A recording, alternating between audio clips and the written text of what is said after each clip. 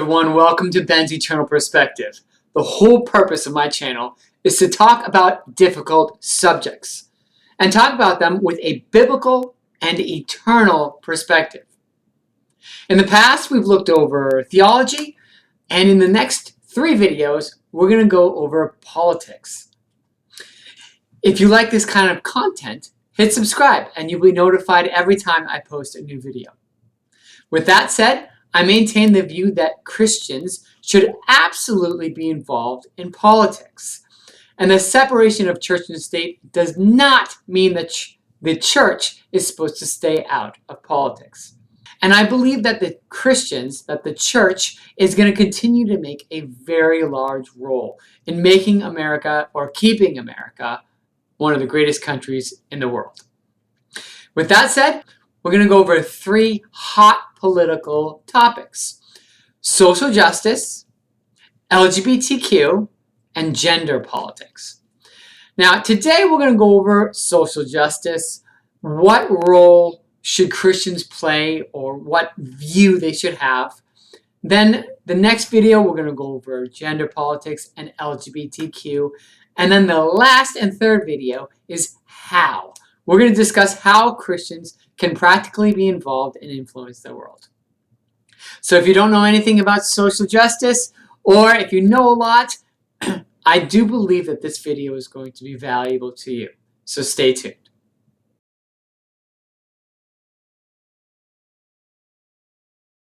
Hello again. I am so excited to talk about social justice. I'm also a bit nervous. It is politics, so I know that I'm going to offend somebody today, but that's not going to stop me from talking.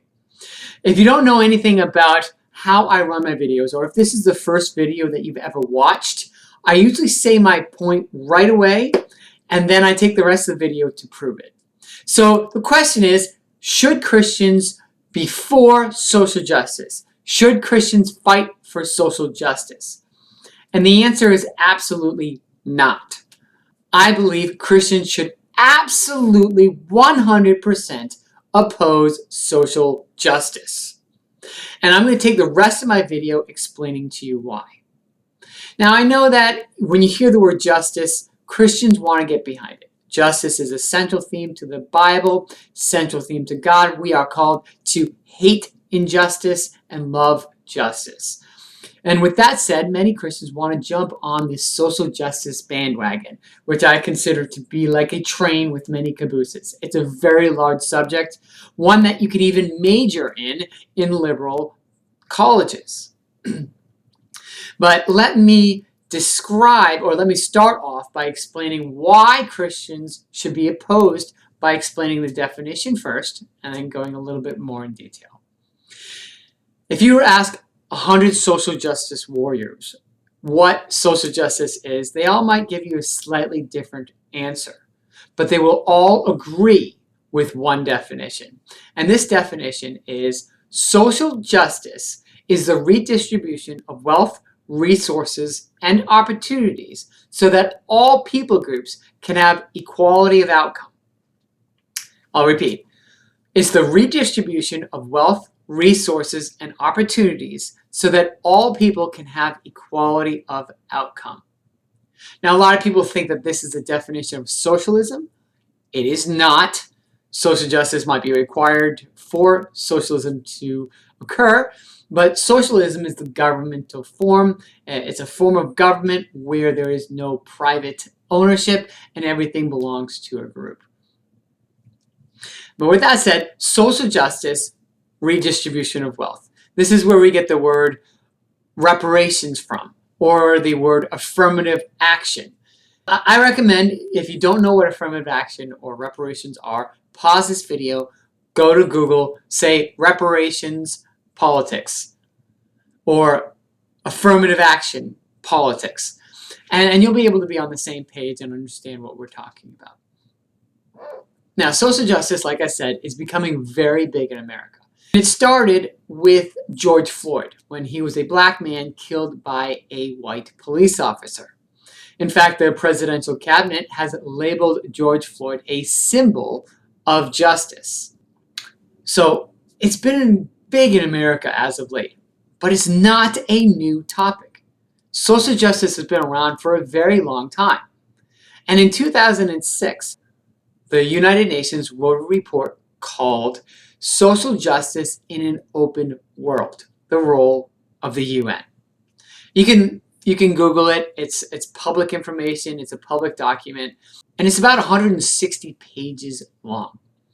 And in this report, they make two very distinctive, very important findings in regards to social justice. The first is, in order for social justice to thrive, there needs to be a separation of people. There needs to be people categorized into specific groups in order for the redistribution of wealth to be easier. And then the second category is, in order for social justice to be successful, the select few in power, a select group of people, needs to determine what is good, fair, right, and just in this world. And after reading this 160-page paper, it was very convincing. I believe that these 2 points are essential for social justice. And it led me to ask 2 questions. My first question was, is social justice being implemented in our world today, especially in regards to the United States, because that's the country where I live? And the second question is, has social justice been successfully implemented in the past? And can we learn from that past? Was it good? Was it bad? Let's start off by answering the first question. Is social justice being carried out in this world? And the answer is yes. In China, they've established something called a caste system. That's C-A-S-T-E. They categorize people into groups based on their caste. In America, people are categorized in groups of oppression or oppressed, based on how they've been oppressed in the past or how currently oppressed they are. And I like to think of 6 different categories. The 6 categories, I'll explain it. I personally am a white, male, straight, cisgendered Christian who is able-bodied. 6 categories. So therefore, if I'm not white, but I'm black, I am oppressed. If I'm not male, but I'm female, then I am oppressed. If I'm not straight or cisgendered, I'm oppressed. If I'm not Christian, or if I'm not able-bodied, if I'm autistic, then I would be oppressed. This layers of oppression is also called critical theory. And it's where you get the phrases white privilege or male privilege from. It's where you get white shaming, where white people are being trained or taught in schools to be ashamed of their color, to be ashamed of their privilege. And this critical theory is far more than just a theory. It's far more than a teaching. It is an entire and complete worldview. Now, if you don't know what worldview is, a worldview is like a lens or a map by which we use to decipher or decode information that's at our disposal. For example, if white families have more assets and make more money than black families, then based on critical thought or critical theory, the only possible logical explanation for that would be because of systemic racism. That the system is made to oppress the black person. And that's the only way of looking at it, because it's through our worldview of critical theory. There's no other reasons, no other logical explanations. In the same way, if white males make more than white females, or males in general make more than females in general, on a whole, that's called the pay gap. And because of critical theory, the only logical explanation for that would be that we live in a patriarchal society where males dominate females. and the males oppress females. And I have many, many issues with this whole critical theory. It's first of all, it is racist. Critical race theory is absolutely 100% racist. To categorize people based on oppressed and oppressor just by the color of their skin is just simply racist. To say that I am an oppressor, that I oppress people because of my color, or if a black person is born, they are born oppressed. That's racist. In the same way, it's also sexist. To say that males dominate and women are always oppressed, to categorize people into these groups is just a terrible, terrible teaching. Now, it's also anti-Christian. If you don't believe me about that, read a high school textbook, history textbook. I was reading my daughter's history textbook, and it said Christians have always oppressed minorities and have fought for slavery. Now, what bothers me the most, I think people are allowed to say whatever they want. I believe in free speech. But the fact is there is no footnotes. There is no references to these claims. It was spoken as if this were common knowledge. Okay? It's not. It needs to be proven. First of all, it's completely wrong. Second of all, it's good to know that evil people have used Bible verses to reconcile and to continue to do evil things. And that is terrible. But that doesn't mean the church does it. That doesn't mean Christians do it. So what they're teaching in school about Christianity, as taught as common knowledge that Christians are oppressors, is just terrible. And I could go on and on about critical theory. On and on. But I'm not going to, because it is not the worst problem with social justice.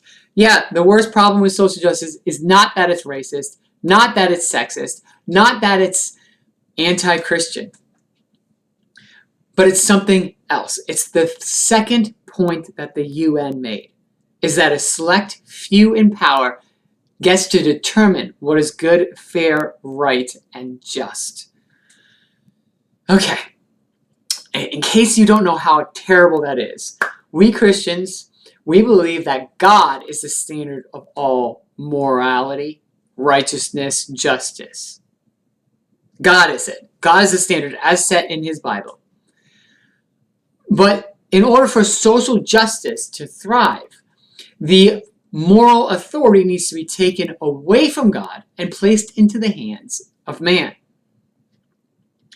And that is completely terrifying. And it only leads to terrible things. Which actually brings me to my second point, my second question that I had.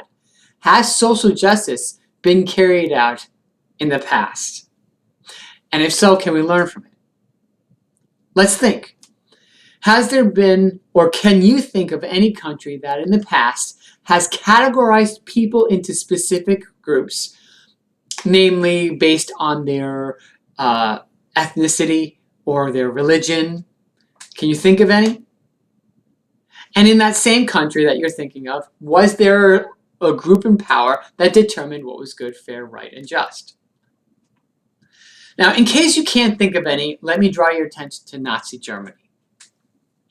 The Germans, or the people in power, through the use of media and propaganda, convinced the people through indoctrination, through propaganda, and through teaching the kids in the public schools that the Jews were the bottom, that the Jews were the worst, that the Jews were responsible for all the woes of the German people. And so riots started beginning to go around the country, rioting against synagogues and things like that. If you remember Kristallnacht, the Night of Broken Glass in 1939, you'll know that the riots were really out of control and really doing a lot of damage. But it was soon after that that the Jews were taken from their homes and everyone lost, or all the Jews lost all their assets, and then they were shipped over to ghettos. And that was still not enough for Hitler. Hitler had to come up with a final solution, which means to kill all the Jews, making concentration camps and furnaces for them to all burn. Now, it's a terrible story. Yes, absolutely. Germany had a terrible situation, but it was through the indoctrination and media that people were categorized into groups, and then social justice was carried out among those groups. What do you think the German people believed when the Jews lost their homes? Well, I'll tell you. They believed that was justice. Because they've been taught all along that the Jews fed off the backs of the German people, that the Jews were money grubbers and they just were leeches, and they were feeding off of them. So all the Jewish assets were stolen from people, that they built their wealth on the backs of poor Germany. And so therefore, the taking of the Jewish wealth was reparations. It was affirmative action. And obviously, we look at it back now, and this was a terrible, terrible thing that happened in history. But it was all in the name of social justice, and all in the name of a small select few determining what is good, fair, right, and just, and indoctrinating the people to believe it. Now, can you think of anything like that happening in America? I know we talked about Germany a long time ago. Like, oh, Nazi Germany's never going to happen again. But it's being taught in America a similar way.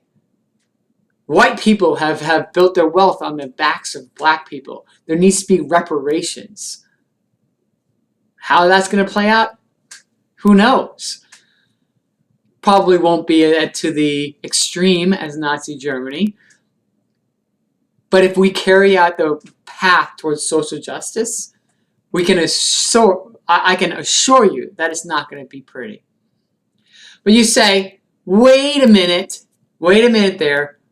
Hitler and Nazi Germany was far right. And social justice in America is a left issue. You'd be right in saying that. Let me think. Is there a left country? Is there a socialist or a communist country that is also, or has also in the past, carried out social justice? The answer is also yes.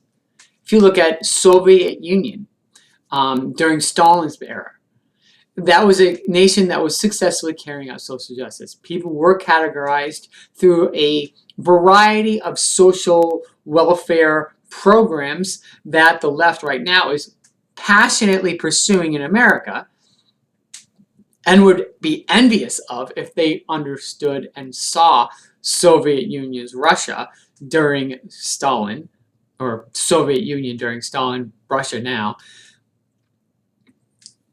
But the fact was, Stalin sent more people of his own to die than Hitler ever did.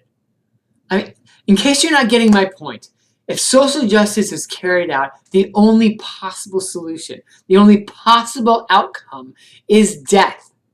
When you take the morality away from God and you place it into the hands of man, you only get death and destruction. We see it in our past. We see it in our history.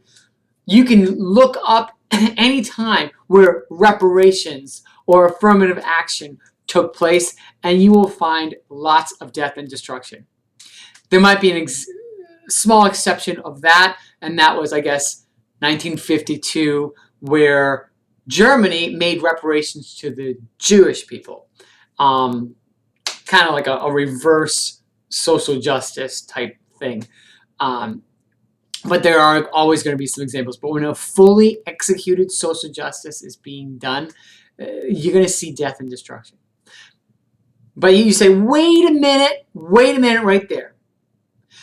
There's no way that's going to happen in America. There's no way that America is going to have lots of people killed. That's just not who we are. Well, let me explain the best case scenario. Okay, best case scenario for social justice to be implemented in our country successfully, fully. Number one, we become a racist and sexist country that is anti-Christian. Okay, is that terrible? I think it is, but maybe you don't think it is as bad. But two, the best case scenario is we get someone in leadership. By some astronomically low chance, we get some politician in leadership that cares about meeting the needs of the people rather than meeting the needs of his political party. Okay, this is any kind of leader, a benevolent politician. The question is, how long is that benevolent politician and his benevolent cabinet going to be in power? Maybe somebody's going to try to assassinate him or assassinate the whole cabinet. And then somebody evil gets in power. Or maybe just the power transfers to somebody else. How long is it going to be before we get someone malevolent, somebody who is evil, somebody who cares about the needs of his party and the needs of himself over the needs of the people? Now, that does probably define most politicians, but I don't think it's going to last very long if we have a benevolent leadership. So that's the best case scenario if social justice is to carry out. So once again, social justice is terrible. Historically, bad results. Why are we pushing it for in America? I don't know. It's historically had terrible results and is going to continue to have terrible results. When you take God away from morality, the only result is death. So, let me conclude now. Number one, Christians should absolutely oppose social justice. Number two, social justice is the redistribution of wealth, resources, and opportunities so that all people can have equality of outcome. Number three, in order for social justice to thrive, in order for social justice to be acceptable, people have to be categorized into specific groups. And then there needs to be a select few in power to determine what is fair, good, right, and just. Number four, America is already establishing a sense of social justice through the use of critical theory. And that defines people into groups based on 6 levels of oppression: skin color, sex, gender preference, gender identity, religion, and able-bodiedness. Number 5, the only outcome that is logical if social justice was to be implemented in America, in the United States of America, is death and destruction. Because it takes the morality away from God and places it into the hands of man. Thank you so much for listening to me today. If you got through this whole video and you liked it, click a like. If you didn't like it, thank you so much for listening to me this long. Leave a comment and tell me why you didn't like it. I would love to read all those comments and see if I can comment back. And stay tuned next time when we talk about the LGBTQ and gender politics. God bless. Bye now.